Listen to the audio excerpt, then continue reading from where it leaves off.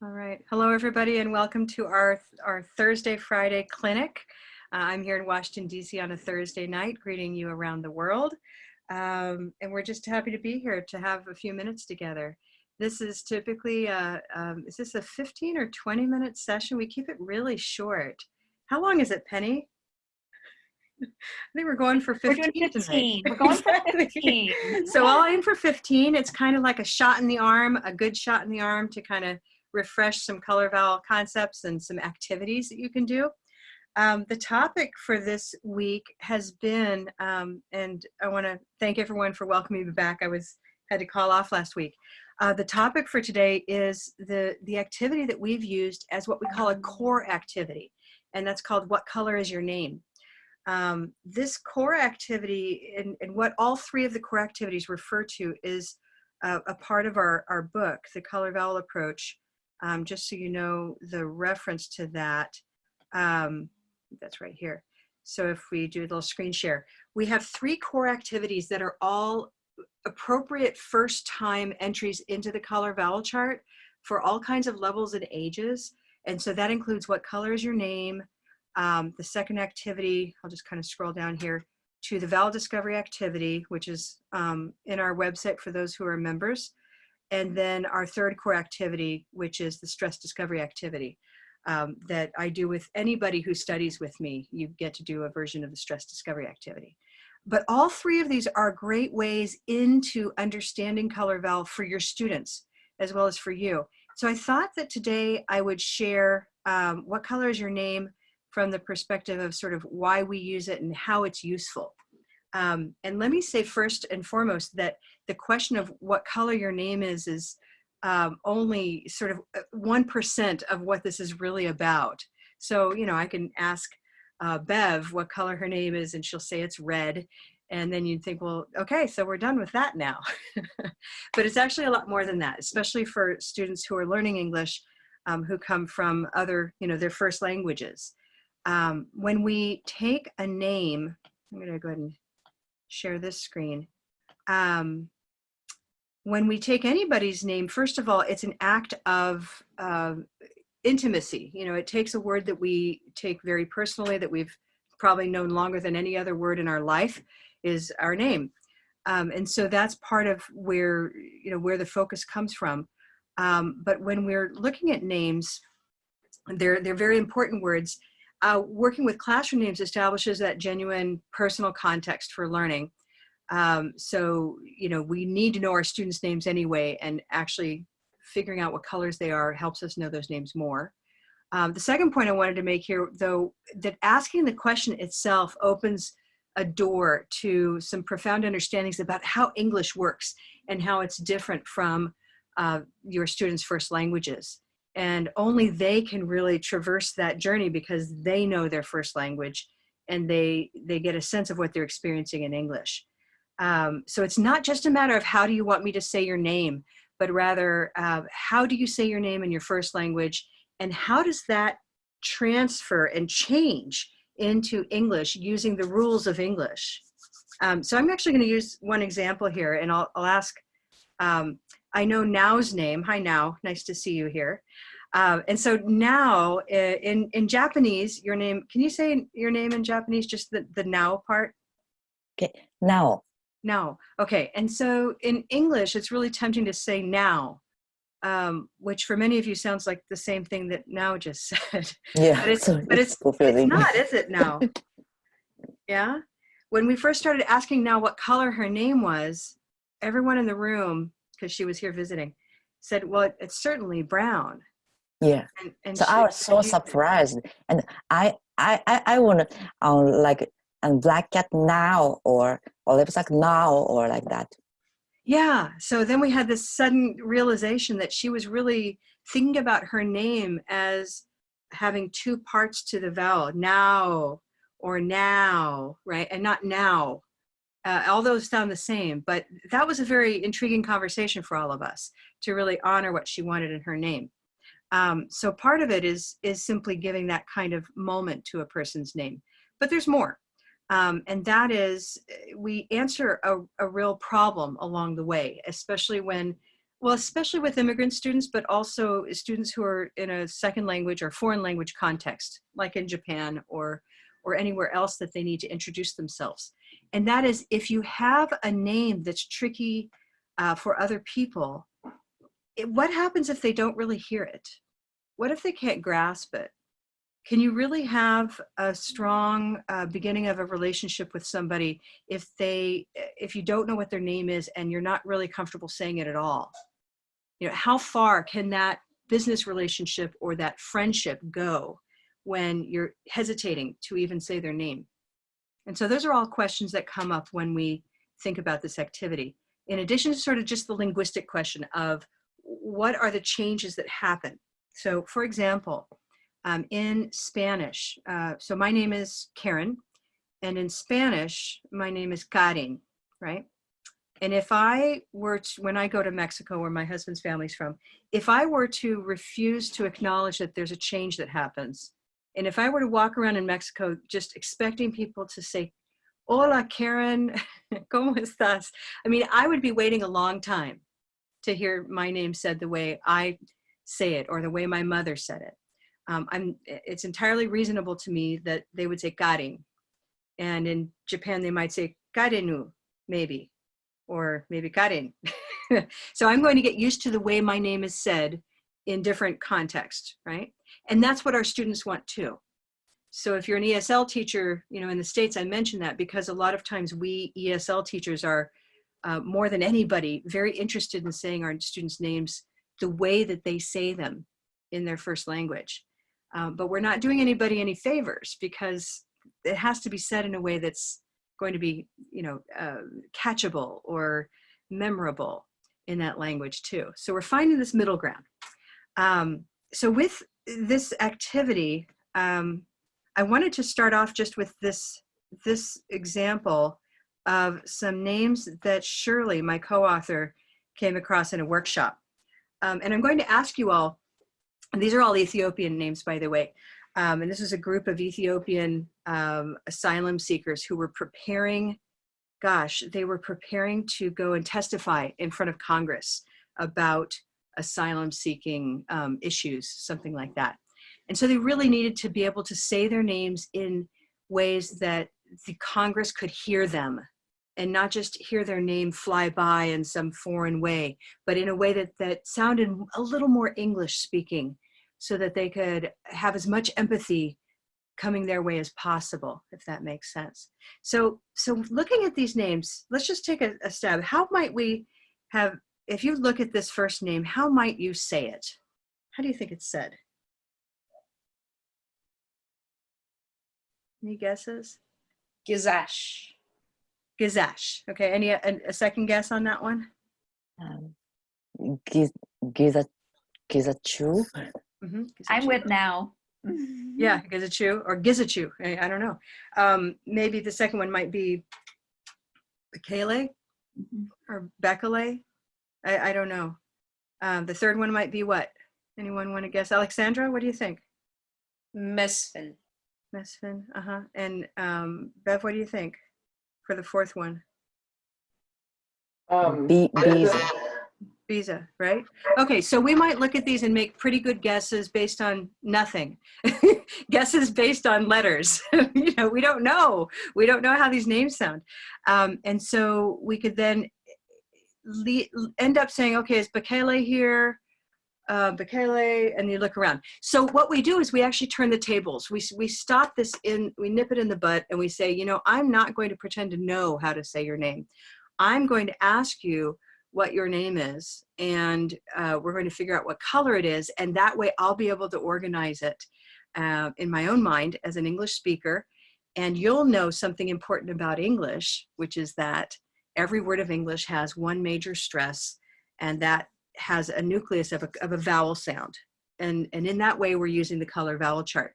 And so before long, we ended up with this group figuring out with them what colors their names were. So now how do we say their names? You want to take a stab at that? Penny, you want to do the first one? Gizachu. But based on the olive? Gizachu.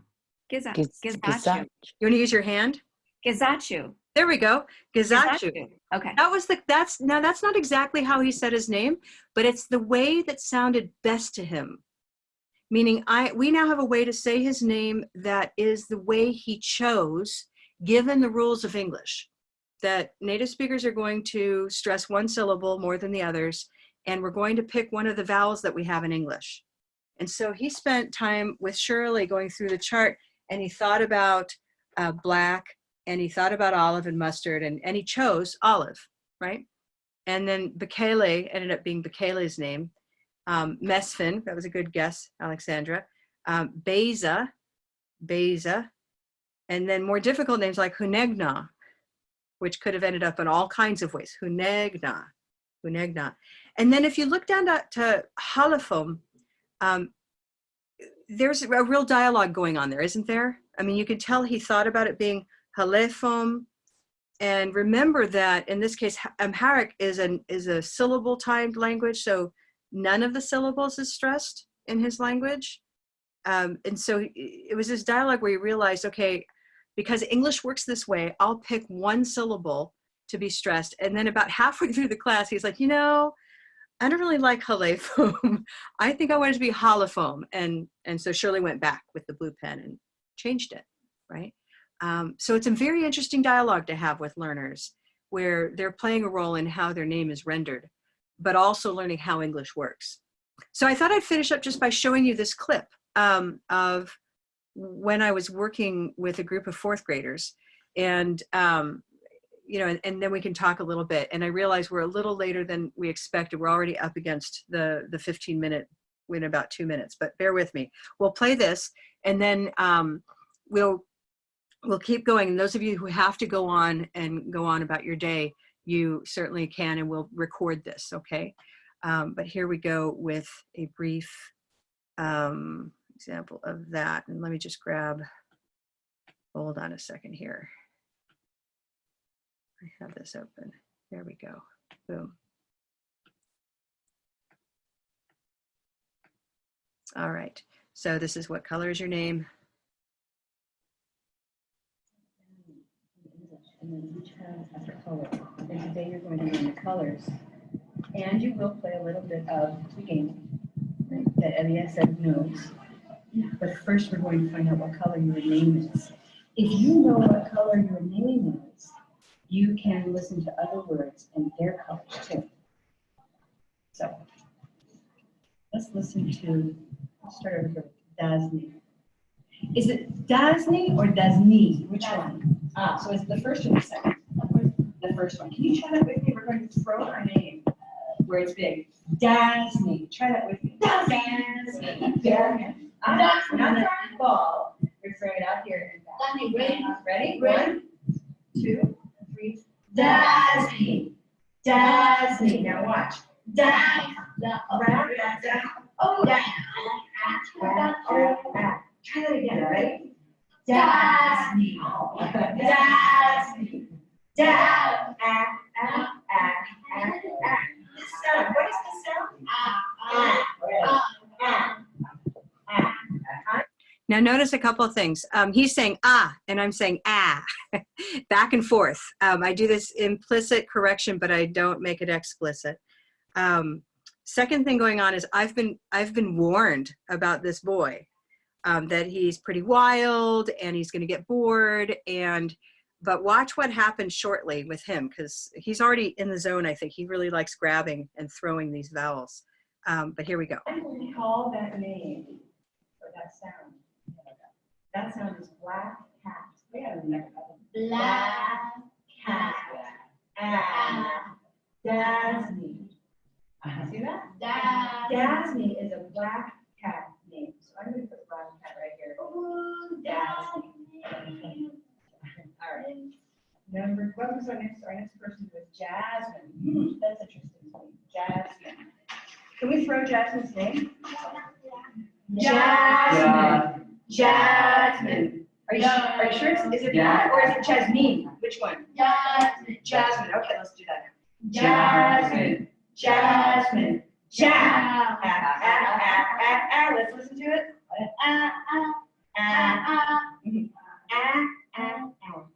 What color is it? Oh, it's also black cat. Jazz. Yeah. You hear it? Oh, yeah. So you're listening to the sound of the hand. Jazz. Yeah, oh yeah, Black. yeah. Oh yeah, I understand now. Jasmine. Okay. So now what about I'm a Jasmine right there? How about Eliezer? Hard. Eliezer. What makes it hard? Is it really hard? Who is it hard for? Because somebody can say my, nobody can say my name. Because maybe it's unfamiliar to many people. Yeah, I know. Oh, let's make it easier for them. Okay. So is it Eliezer, Eliezer, Eliezer, or Eliezer? That second one. Ah, okay, so Eliezer. Yeah. No, not like that. Yes. Eliezer. Yeah, Yeah. Okay, let's throw it out. You ready? yeah. Eliezer. Eliezer. Eliezer.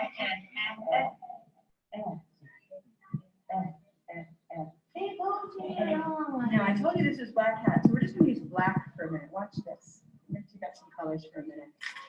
Black, right there. Black jasmine. Black jasmine. Yellow. Red. Oh, yellow. No. Eliezer. No. No.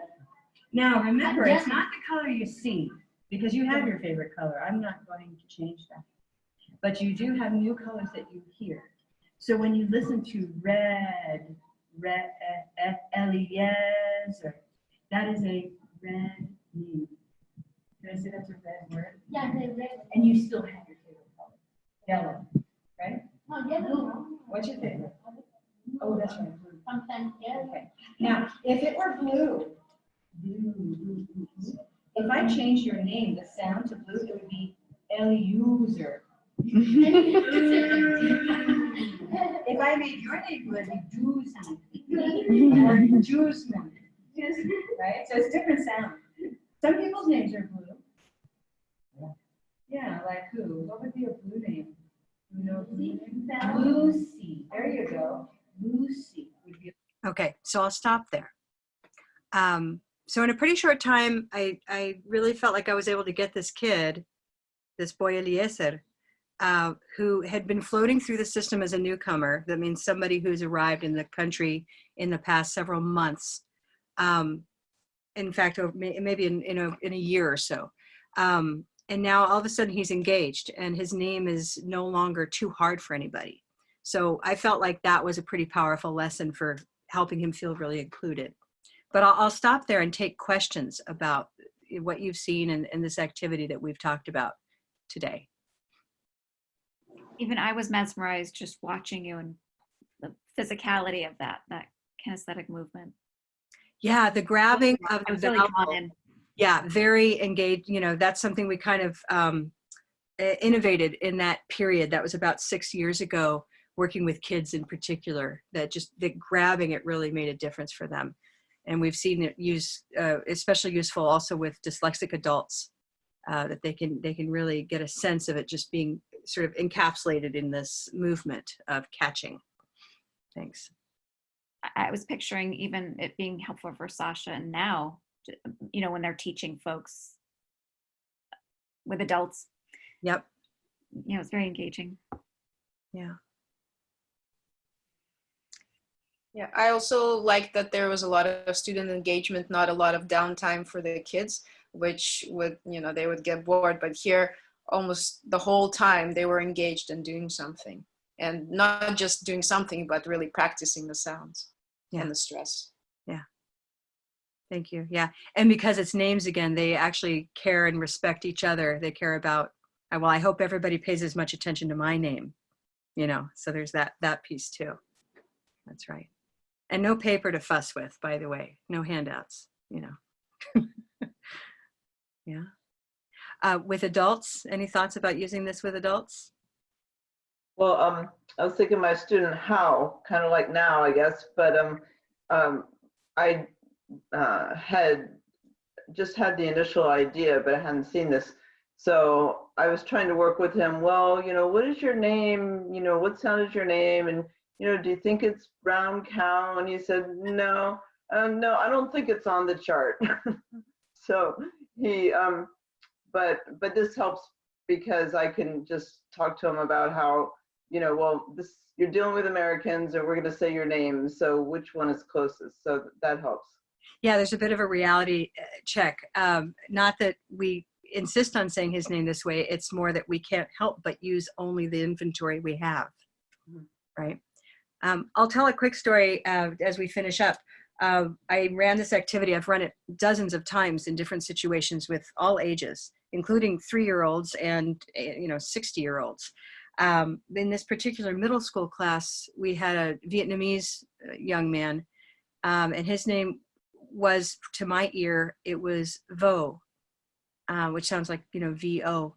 And so we had him identify, and this was being filmed. I actually have the film somewhere, but we had adults in the room, we had the kids in the room, and then Shirley and myself, we were all in the room. So I said, what color is your name?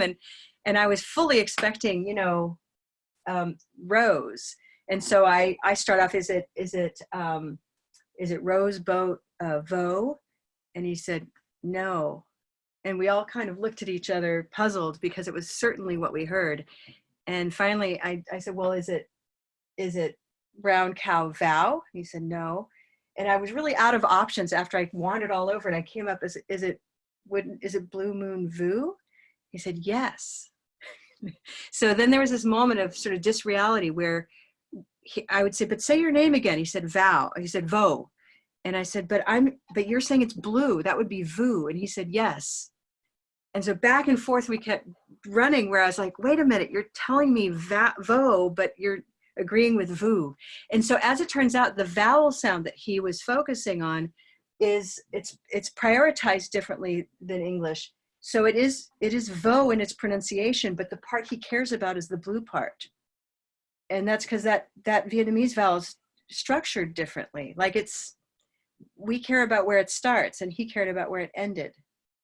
And so for him, it's a blue vowel. It was very interesting. And it was just enough, like, it was probably the first time he'd ever had anybody spend much time just caring how he says his name. And we still had to sort of grapple with, well, do I say Vu or do I say Vo? And I think in the end, we were allowed to say Vo as long as we coded it as blue. And so, I mean, I know it sounds like we got kind of deep in the weeds there, but wow, I mean, it was very illuminating. So to that, I wanted to know what color Now's name is. Yeah, Now, what color is your name? So now I think my name is Brown, and Brown is easier to understand and easier to memorize. Like now. So now you would say it's Brown Cow Now? Now, yes. Okay. Mm-hmm. And yet earlier in the journey, it was black. Yeah, black to brown. Black, Mm-hmm. blue. Ow. Now. Ow. Yeah. Ow. Now. Yeah. Okay. So I want to say it properly. So because these diphthongs, anytime a vowel moves, right, it has a beginning place and an ending place. So Now was identifying the beginning sound, which was, if I say now, na, na, she was coding it as a black word that then moved to blue. And now you see it as brown, right? Yes. And so that's where I say a Japanese speaker of English might say, how are you? How, or how did you, how, which is different than how, right? That movement, that's the brown cow movement is different than. How are you, like that? Yeah. How are you, like that? How are you? Okay. Yeah. So it's just another way to explore the chart that's very personal, like Alexandra said, very engaged because of their names. And so, you want to give it a try. It's a point of intrigue. You can see what happens to the other syllables. For example, if we take longer Japanese names, can anyone give me a longer Japanese name like Miyuki? Yeah. Or Miyuki, or any of these 3 or 4 syllable words. A lot of times Americans or English speakers will do something to it where something becomes schwa with, unstressed syllables. And so it's all sort of seeing how English behaves in the context of somebody's name. Okay. Any final questions or comments? we'll share the slides that I had, and I'll be able to put this video up for future sharing to watch, okay? And I want to thank people for coming today and tonight. Yeah. Okay. Well, thank you. So the next week, I think I'm trying to think. Is there anything that we want to touch on? Any big questions? Because I have some other ideas for future weeks, but wanted to see if we have any big questions to answer. How do I find recordings? Where do I find them? Yeah, Penny? Bev, there's a, I'll send it out in the email that goes out tomorrow with a recording of the session. But if you want a bookmark, there's going to be a link in there to our educator resources page. I'll go ahead and email that now to you. Yeah. So And then you have yeah, and then for those of you who have studied with me or who have purchased the Teacher Starter Kit, you know that over on the Color Vowel side, we have resources in our Teacher's Lounge. And so this video is in there. And so we have lots of ways in, but definitely go to the Blue Canoe Teacher Resource page, okay? and all the past weeks, Bev. Mm-hmm. We'll get you that. Thank Great. you. All right. Thanks, everybody. Hey, I've been doing and starting off a Facebook Live every Wednesday at 1 Eastern time. So you'll see some notices about that. And we'll be doing some Friday tech sessions, Fridays for 5. So we'll be watching for those as well. But we're reaching out to teachers, just giving you tech tools that you may want to know more about, like Flipgrid and others like Zoom, especially in this time when we're doing social distancing, okay? So thanks again for joining. Have a great day. Have a great evening. Thank you. Bye. Thank you.